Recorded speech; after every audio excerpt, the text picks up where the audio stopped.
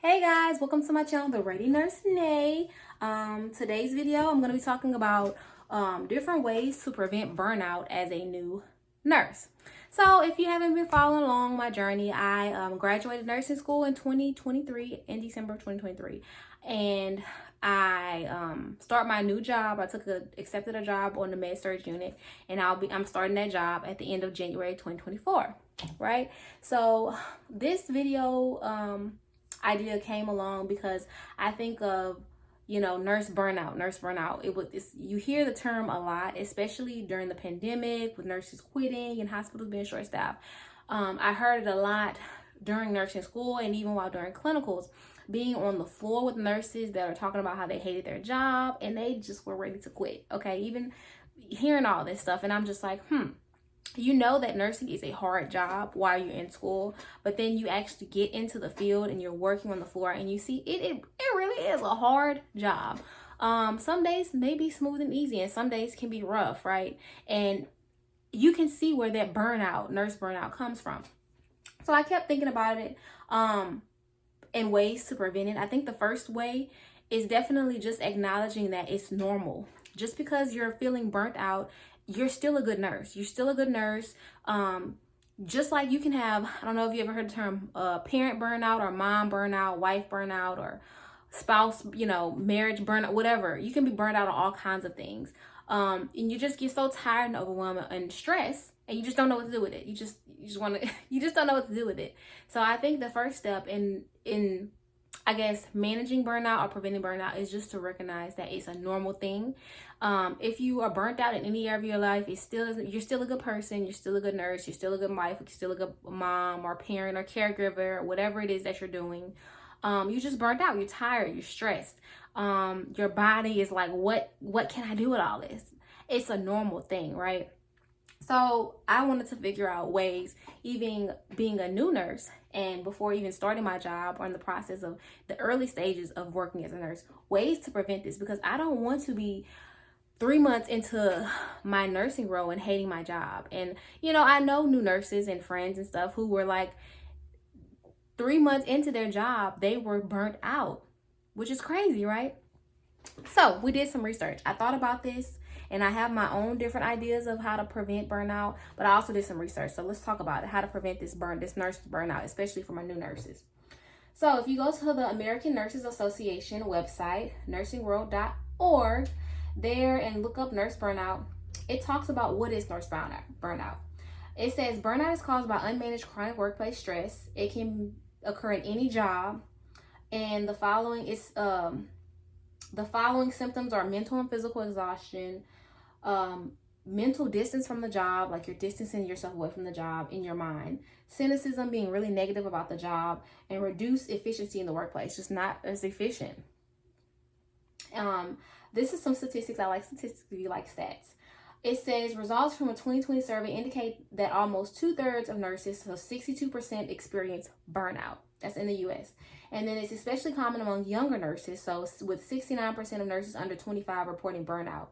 This is an issue in all the hospitals and healthcare systems in the U.S. So basically, new nurses, regardless of age, I'm kind of summarizing this up. New nurses have a higher incidency of reporting nurse burnout and feeling these symptoms of exhaustion, kind of decreased work efficiency, and like workplace being kind of withdrawn from the job, which leads to them, you want to prevent it because it leads to nurses quitting from the hospital systems, changing careers altogether.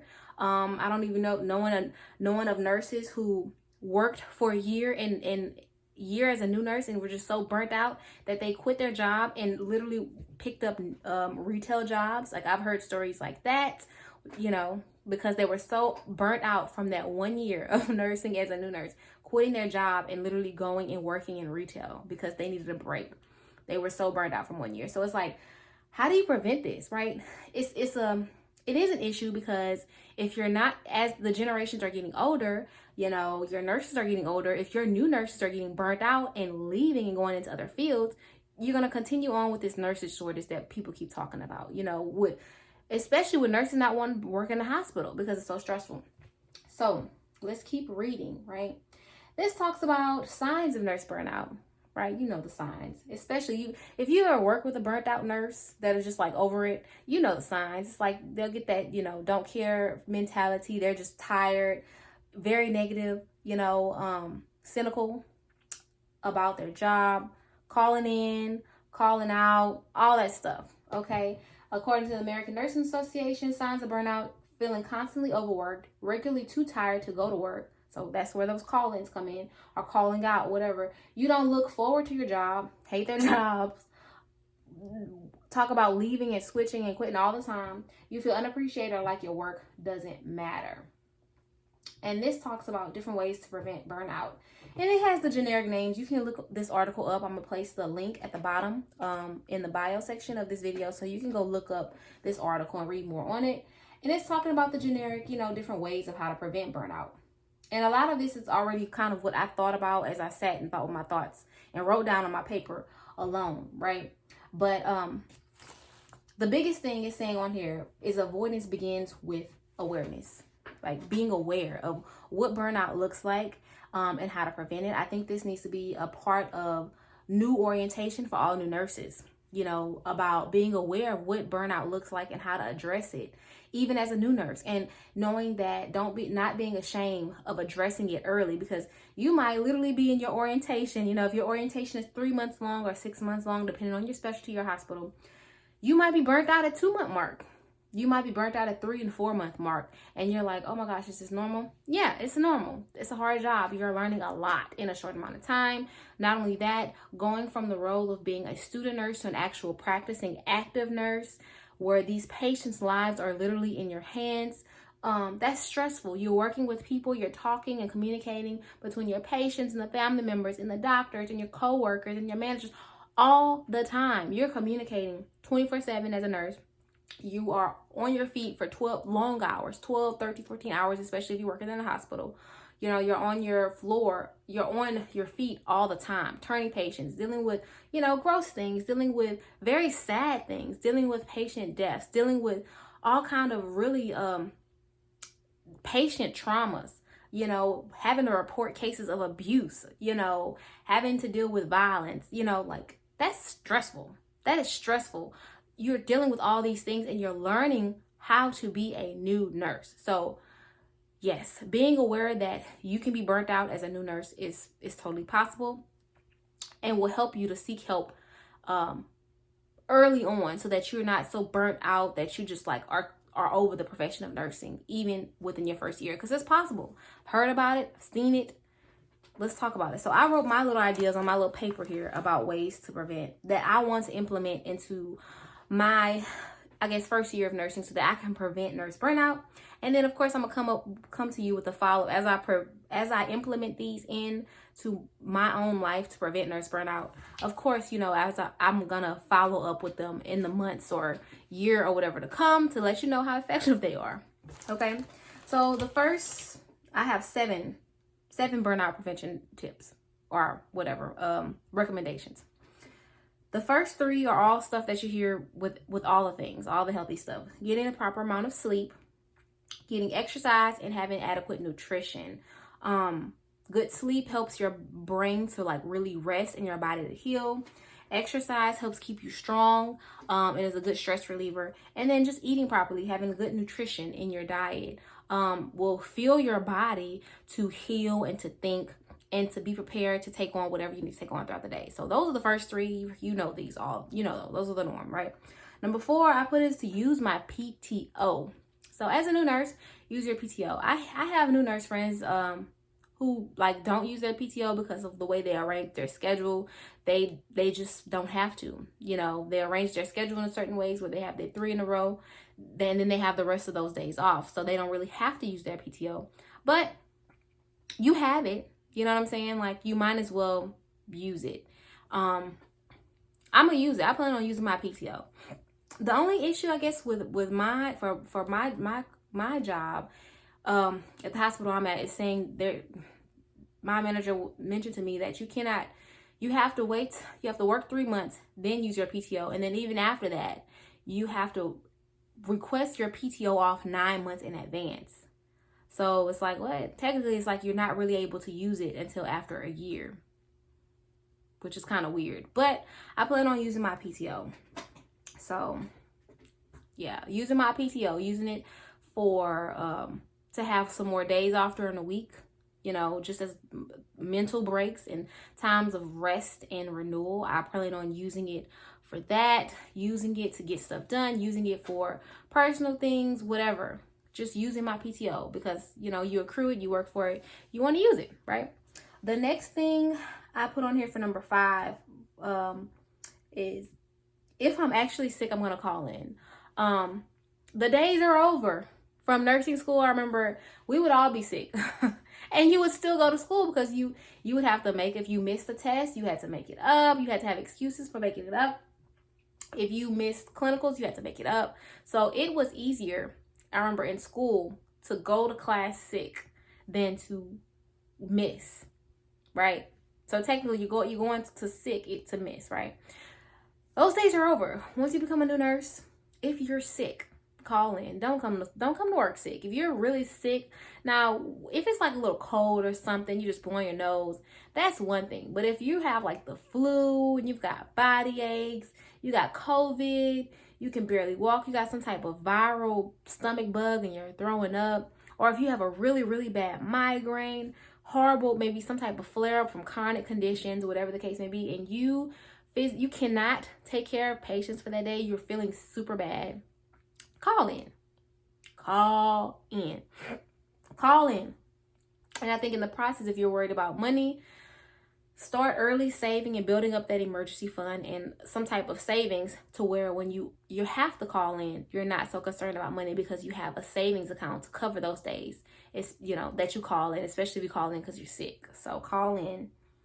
And then I put number 6 on here, get therapy if I need it. So I think that's good. Just being able to have somebody to talk to, especially if they have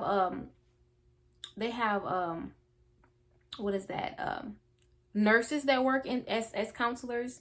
You know, they're nurse practitioners that works as counselors. So they've worked in the nursing field, so they understand the stress of that. You can use, you know, any type of counselor, social, you know, as a counselor to provide counseling, but you can also book counseling consultations with those nurses who are specialized, those nurses who are specialized in mental health, and they have their own private, you know, counseling agencies. And so they worked in the nursing field. So my plan is to just, if I need therapy, to get it, right? I'm going to utilize therapy if I need it, to talk, to vent, to talk about the stresses of the job, you know, whether it's using therapy if I need it or using a friend as a therapist to vent. One of my nurse friends venting about the complexities of being a new nurse working in the field and all the things that we're learning and we're dealing with.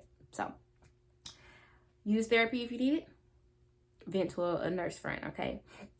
And then the 7th thing I put on here is just advocating for myself, advocating for yourself. Just like we're taught and drilled into advocating for your patient, advocating for your patient.